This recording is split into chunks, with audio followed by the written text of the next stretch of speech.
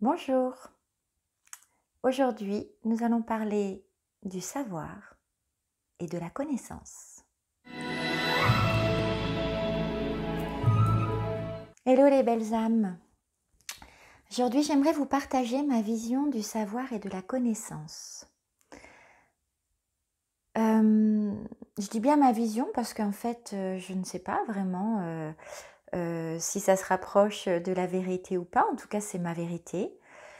Pour moi la différence entre le savoir et la connaissance, c'est que le savoir c'est tout ce qu'on peut acquérir au cours de notre existence, de par les livres, les vidéos, à l'école, les enseignements qu'on peut recevoir, ce qui permet de nourrir notre mental, qu'on a grand besoin. Il aime bien être occupé, hein, il aime bien avoir des choses, de la nourriture mentale. Et donc pour moi, le savoir, c'est ça, c'est tous ces acquis au fur et à mesure euh, qui viennent combler aussi notre curiosité, donc ça c'est intéressant. Voilà, lorsqu'on a besoin de connaître un peu plus par rapport à un sujet. Et puis, il y a la connaissance.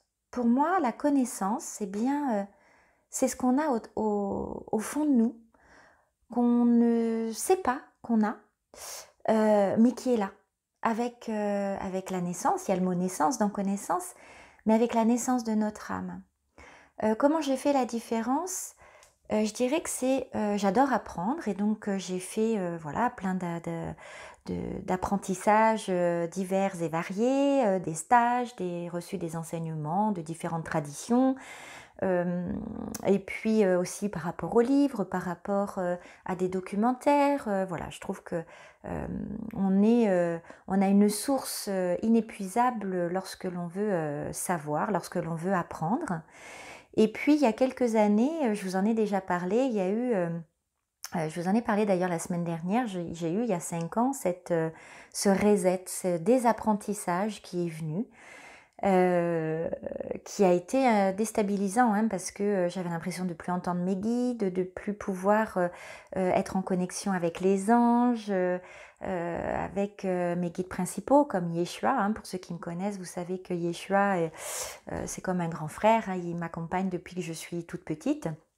Et, euh, à cette période-là, ça a duré 1 mois et demi, c'était un peu bizarre parce que j'avais l'impression d'être coupée de tout et d'avoir vraiment eu un reset au niveau du cerveau.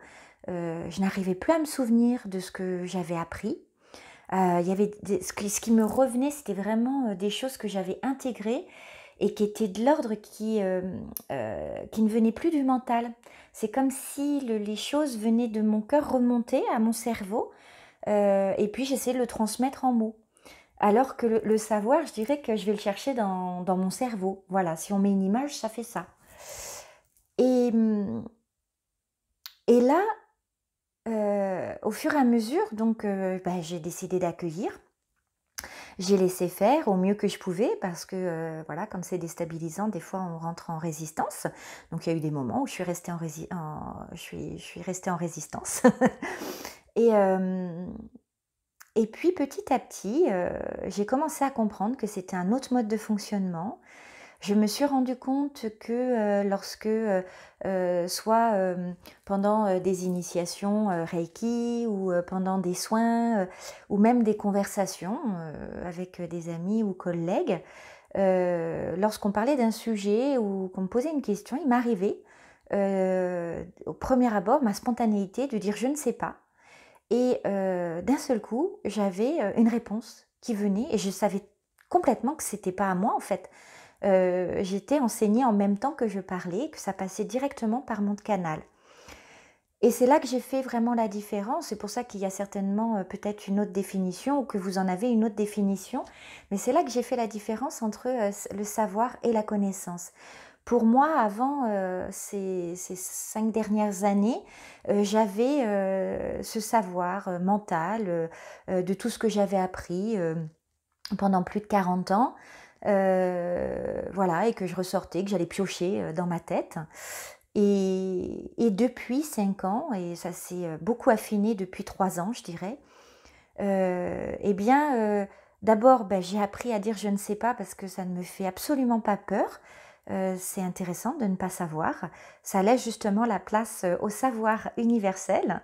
Oui, là, voilà, on pourrait dire, le savoir universel ou la connaissance universelle et donc pour moi, la connaissance, c'est ce que l'on a, par notre âme, par, l'étincelle divine qui est à l'intérieur de nous et et qui vient nous donner les réponses, des réponses qui sont, de plus en plus subtiles, qui s'affinent et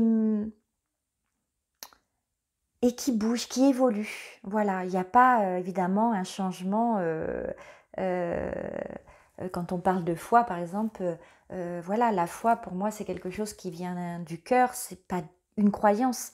Les croyances on peut les éliminer, on peut les déprogrammer, on peut les changer. La foi, c'est quelque chose qui vient du cœur et c'est une évidence. On ne peut rien faire, pour ou contre. C'est là et puis c'est tout. La connaissance, pour moi, c'est, voilà, de l'ordre de la naissance de notre âme, l'étincelle qu'on est, au f au cœur de l'univers. Et vraiment, j'ai pu le constater à plusieurs reprises où c'était formidable de sentir en fait que ça passait au travers de moi, que je canalisais la réponse, mais que je ne savais pas. Alors, et c'était évident en fait quand j'entendais ce que je disais. Euh, voilà. Alors, je vous invite à observer, bien sûr, et puis à voir chez vous si ça vous parle, si vous pouvez faire la différence, et puis d'accepter de ne pas savoir en fait. C'est pas grave de pas savoir. Je sais que je ne sais pas et je ne sais pas que je sais en fait. C'est ça, c'est que dans le savoir, je savais que je ne savais pas. Voilà, ma sagesse m'avait appris ça. Et lorsque j'ai désappris, eh bien, j'ai pu aller sur le je ne sais pas que je sais. Et j'adore ça, en fait. C'est vraiment agréable. Euh, L'ego n'a plus de place. L'ego n'a plus de place puisqu'il faut justement accepter de laisser faire et de laisser couler au travers de soi.